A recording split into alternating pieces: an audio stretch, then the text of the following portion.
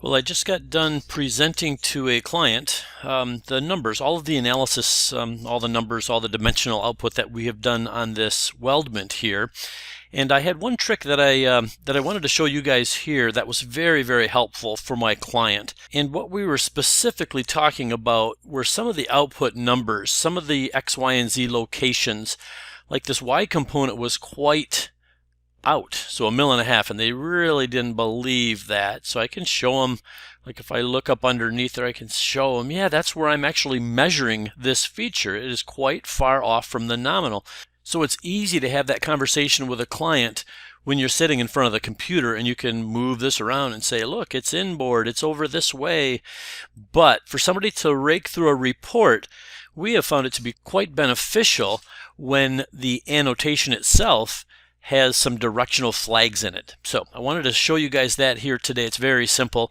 So if you run up here to the options, or if you don't have that icon visible, it's under the tools options here at the bottom. So once you've got that in fact, I will move this a little bit over so we can see this all together, but under the display and under the annotations, if I go with the plus key on annotations and I go formatting, notice what comes up here. I have got all of these options here, but this is the one, the deviation flag directions. Once I click into this this dialog or this checkbox and I hit apply, notice what shows up. I'll hit OK here, and then all of a sudden now I'm going to go up underneath there and show this. But now look what shows up. I've got these little deviation directional flags that show up underneath this deviation column.